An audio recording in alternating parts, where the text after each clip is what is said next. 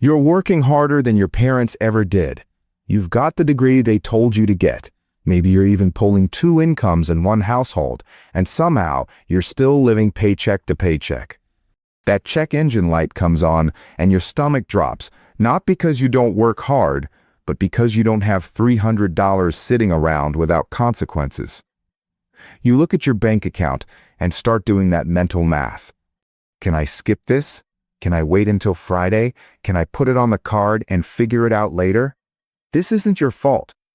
26.6% of people trading in their vehicles right now are underwater on their loans, meaning they owe more than the car's worth. Average deficit, $6,754. But that's just one trap bleeding your money every single month. There are 9 more, and most of them are invisible until you know where to look. The system profits when you don't see them. I'm Charles. I break down the financial mechanisms keeping you stuck. This isn't about cutting lattes or budgeting better. This is about 10 data points from 2026 that show exactly where your money disappears, and more importantly, how the game is designed to take it. If you've ever felt like you're doing everything right, but getting nowhere, stay with me. Subscribe if you're done playing by rules that don't work. Let's break this down. That car stat I mentioned, it gets worse. 32.6% of those underwater trade-ins carry between $5,000 and $10,000 in negative equity. Here's the mechanism at work. You buy a vehicle during the pandemic, when supply chain chaos inflated prices, dealer markups, scarcity pricing, the whole circus. You finance it over 84 months because the monthly payment looked manageable. 7 years. That felt reasonable in the moment. Fast forward to today. The car's trade-in value sits at $10,000, but your loan balance, $15,000. Net equity, negative $5,000. You can't sell without writing a check. You can't trade without rolling that loss into an even bigger loan. This is the underwater cycle, depreciation racing ahead of your principal payments. New cars lose value fastest in the first 3 years, which means buying new guarantees you start underwater immediately. Someone else should absorb that depreciation hit, not you. What's the fix? Buy used, 3 to 5 years old. Most of the value loss already happened. Let someone else fund the depreciation. Second, ignore what people think about what you drive. A car moves you from point A to point B. If you're buying it to impress people who don't pay your bills, you're funding their opinions with your future. Third, the 24-10 rule. Put at least 20% down, pay it off within 4 years maximum. Total monthly car costs should not exceed 10% of your gross monthly income. I've analyzed cases where people carry $1,200 monthly car payments on $4,000 monthly income. That's 30% of income locked into a depreciating asset. That's not transportation. That's financial self-destruction. Second data point reveals something that catches people off guard. Buy now, pay later debt. Morgan Stanley data shows the average BNPL user carries $760 in outstanding balance. Affirm reports $736 for their users. For context, buy now, pay later splits purchases into installments instead of requiring upfront payment. Sounds convenient, harmless even. The mechanism tells a different story. Your brain doesn't register the cost at purchase because there's no immediate pain of payment. Overspending becomes frictionless. You're clicking through checkout thinking about 4 easy payments, not the total cost. Over 24% of BNPL users made a late payment in 2025. Nearly 40% of Americans using these services regret it afterward. That's not coincidence, that's design. The system removes friction to increase spending. Now here's the twist. You'd assume high earners avoid this trap. Wrong. 38% of households earning between $100,000 and $150,000 annually use buy now, pay later. High income doesn't equal financial discipline. It just means bigger purchases on installment plans. The psychology at work, MPL removes payment friction in the moment. Your brain doesn't process cost until weeks later when the first installment hits your account. By then, you've already committed to 3 more purchases on similar terms. This becomes a gateway mechanism. Once you normalize splitting payments, you normalize living beyond your means. The companies engineering these systems know this. They profit when you miss payments or eventually roll into interest-bearing financing after the promotional period ends. So what's the fix? If you can't pay cash right now, you can't afford it. Wait. Save. Buy it outright. Debt is debt, even when it's dressed up as convenience. Third stat will frustrate you, but you need to hear it. $18 trillion sits in deposits at U.S. commercial banks right now. CNBC reports 82% of Americans don't keep cash in high-yield savings accounts. 57% leave it in traditional savings earning almost no 57% leave it in traditional savings. Which means millions of people lose money annually to inflation without realizing the leak exists. The math on this is straightforward. $5,000 in a regular savings account at the national average rate of 0.4% APY earns $20 in interest after 1 year. That same $5,000 in a high-yield account at 3.5% APY earns $175. That's $155 you're leaving on the table annually for doing nothing different. Scale that up. $10,000? You're losing $310 per year. $20,000? $620 annually. Just gone. The mechanism here, traditional banks pay almost nothing because they don't have to compete for your deposits. They use your money to make loans at higher rates and pocket the spread. You're funding their profit margin while earning essentially zero. High-yield accounts, typically offered by online banks, compete for deposits by paying actual returns. Same money, same FDIC insurance up to the standard limits. Dramatically higher yield. Here's what you do immediately. Move your emergency fund and idle savings into high-yield accounts this week. Even $500 earning 3.5% instead of 0.4% beats leaving money on the table. If you're not doing this because it feels complicated or you haven't gotten round to it, you're choosing to lose money out of convenience. Your emergency fund should work for you while it sits there waiting for actual emergencies. If it's not, that's not financial strategy, that's financial negligence. Fourth data point cuts deeper into the trap. The average American household carries $6,501 in credit card debt. Federal Reserve data. Average interest rate on that debt, 20.09%. If you're carrying a $6,500 balance at 20% interest and making minimum payments, you'll pay over $4,000 in interest alone over the life of that debt. Total cost? Over $10,000 for a $6,500 purchase. You're not borrowing at that point, you're funding the bank's quarterly earnings with your future income. The mechanism at work, credit card companies design minimum payments to maximize the time you stay in debt. They're not trying to help you pay it off faster, they're engineering maximum interest extraction over maximum time. Minimum payments typically cover interest plus 1 to 2% of principal, which means a $6,500 balance takes years to eliminate at minimum payments, and you'll pay nearly double the original amount in the process. Here's what the math tells you. If you have credit card debt at 20%, paying it off is a guaranteed 20% return on your money. No stock picker in the world can promise that consistently. So what do? Aggressive debt elimination. Every dollar you put toward that debt saves you 20 cents in annual interest. That's a better return than the S&P 500's historical average. Stop investing aggressively until that debt is gone. Stop building savings beyond a small emergency buffer until that debt is gone. Attack it like your financial future depends on it, because it does. The opportunity cost of carrying 20% interest debt is catastrophic.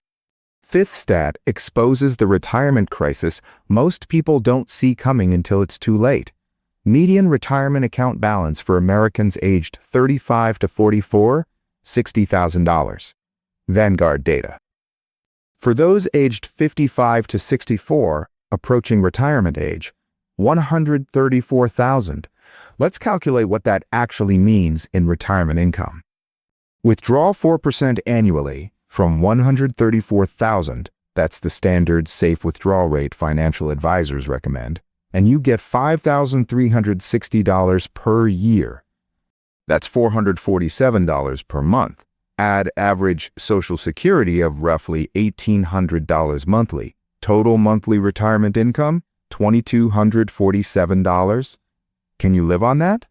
Cover housing, food, healthcare, everything? Most people can't. This isn't a scare tactic. This is math based on actual median balances. The mechanism here is compound interest, requiring time to work its magic.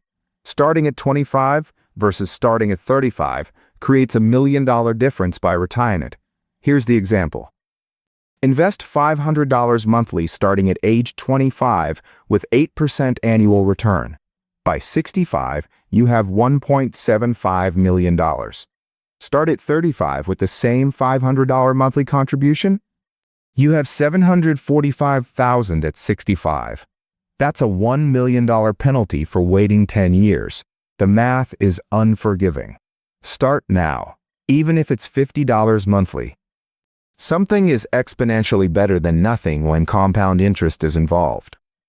If your employer offers 4 to 100% match, not contributing up to the match means leaving free money on the table. Immediate 50 to 100% return depending on match structure. No investment vehicle offers that guaranteed return. Max that match first, then increase contributions annually by 1 to 2% as raises come through. Now let's address something that makes people panic unnecessarily. Since 1950, the U.S. stock market has experienced 38 corrections, drops of 10% or more. S&P 500 data, going back decades. 12 of those were bear markets, defined as drops of 20% or more. That means corrections happen roughly every 2 years on average. Bear markets? Every 6 years. This isn't crisis. This is normal market function. And yet, when it happens, people panic sell at the worst possible moment, locking in losses and missing the recovery that follows. Here's the critical part that the financial media won't emphasize. The S&P 500's average annual return is 8 to 10% over the long term, through all these crashes. The pattern repeats. Market crashes, recovers, grows, crashes at the 7 cents. No 7% fake will all have more action. There will turn its way up on the first half. If you panic sold during crashes and sat on the sidelines waiting for safety, you missed the recoveries. And the recoveries happen fast, often immediately after the worst days. If you missed just the 10 best days in the market over the past 30 years, you'd erase 54% of your gains. Missed 20 days, 73% of gains gone. Missed 30 days, 83% gone. The brutal reality, the best days often happen immediately after the worst days. If you're out of the market trying to avoid losses, you're also out when it rebounds violently upward. You can't time this. Nobody can. So what do? Stay invested. Accept volatility as the price of admission for long-term returns. If market drops trigger emotional reactions that make you want to sell, shift to index investing. You're not trying to beat the market, you're trying to match it. That removes the temptation to trade based on fear. Automate contributions. Check your account quarterly at most. Ignore daily noise. This is how patient investors build wealth while emotional investors chase losses and miss gains.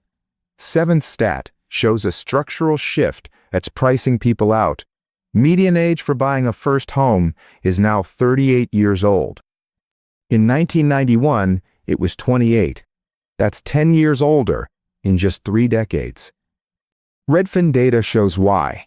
The typical homebuyer needs to earn $112,131 annually to afford the median-priced home. Median household income in the U.S.? Around $87,000. There's a $25,000 gap between requirement and reality. Housing affordability has collapsed relative to wages. The mechanism: home prices outpaced wage growth dramatically over the past 2 decades.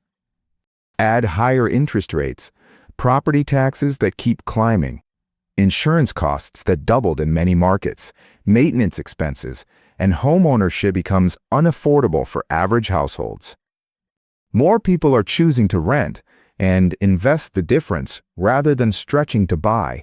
And honestly, that's often the smarter financial play depending on your market and situation. Renting provides flexibility. No maintenance surprises that cost thousands. No property tax increases. No being underwater when housing markets correct. If you invest the money you would have spent on down payment and ongoing ownership costs, you can often come out ahead financially. The narrative that renting is throwing money away needs examination. Sometimes renting and investing beats buying and being house poor. If you do buy, plan to stay at least 5 to 10 years. That timeline lets you weather market fluctuations and capture appreciation in demand-driven areas. Before buying, calculate true cost: mortgage, insurance, property taxes, HOA fees if applicable, maintenance. Assume 1 to 2% of home value annually just for upkeep. If total monthly cost exceeds 30% of gross income, you can't afford it. Walk away. Homeownership is one wealth-building path, not the only path. Don't buy because you think you're supposed to. Buy because it makes financial sense for your specific situation. 8th data point defines what wealth actually means in America today. To crack the top 10% of net worth, you need approximately $1.06 million as of 2025. Back in 2022, that threshold was around $970,000. Adjusted for inflation, we're now over $1 million. Which means if you have a paid-off house worth $500,000, retirement accounts with $400,000, and $100,000 in other assets, you're top 10% of American wealth. Here's what that reveals. Net worth reflects what you do with income, not how much you earn. You can make $200,000 annually and have zero net worth if spending matches income. You can make $70,000 annually and build significant wealth if your savings rate is high and you avoid debt traps. Net worth equals assets minus liabilities. Every dollar of debt subtracts. Every dollar saved or invested adds. It's simple math applied consistently over time. Here's the move. Track your net worth quarterly or annually. Watching it grow creates positive reinforcement and shows your financial decisions are working. If you're not where you want to be, don't panic. Start small. Invest $50 or $100 monthly. Track spending honestly. Pay down high-interest debt aggressively. Progress beats perfection. Even small steps compound over years into significant wealth. The key is starting and maintaining consistency. 9th stat exposes financial fragility at a massive scale. 57% of Americans cannot cover a $1,000 emergency expense without going into debt. Federal Reserve data. That means more than half the country is one car repair, one medical bill, one broken appliance away from financial crisis. This isn't because people are irresponsible, it's because the system is designed to keep people on the edge. The mechanism is obvious once you see it. No buffer means no resilience. Every unexpected expense becomes catastrophe. You put it on a credit card at 20% interest, or take a payday loan at 400% APR. Or skip another bill and incur late fees and penalties. The poverty premium compounds. Being broke is expensive. You pay more for everything because you can't afford to pay less. The solution isn't exciting. but it's essential. Build a $1,000 emergency fund before doing anything else. Not $500, not eventually when you feel more comfortable. $1,000 cash and a high-yield savings account accessible within 24 hours. That's your first line of defense against financial disaster. Once you have that, build to $2,500, then 1 month of expenses, then 3 months, then 6. Each milestone reduces financial vulnerability exponentially. It's not sexy, it's not Instagram-worthy, but it's the weapon that breaks the poverty premium cycle. This buffer changes your relationship with money fundamentally. Suddenly a car repair is an annoyance, not a crisis. A medical bill is manageable, not catastrophic. That psychological shift is worth more than the dollar amount suggests. It gives you breathing room to make better decisions. Fifth stat. We'll flip everything you think you know about building wealth, especially early on. 2 people each earn $100,000 annually. Both are trying to save $100,000 as fast as possible. Person A saves 10% of income yearly, but only gets 1% return on investments. Person B saves 5% of income yearly, but gets 10% return, 10 times higher than person A. Who reaches $100,000 first? Most people assume person B wins because of the higher return. Watch what actually happens. Person A hits the target in 9.6 years. Person B takes 11.7 years. Person A wins despite having 1/10 the return rate. Let that sink in. Higher savings rate beat higher investment return by 2 full years. The mechanism, when you're starting from zero or near zero, the amount you save matters exponentially more than investment returns. Person B gets 10 times the return, but saves half as much. The lower savings rate overpowers the higher return in early years. This is counterintuitive because the financial industry obsesses over returns. Beat the market.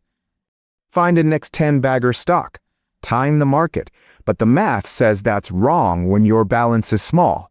A 10% return on $5,000 is $500.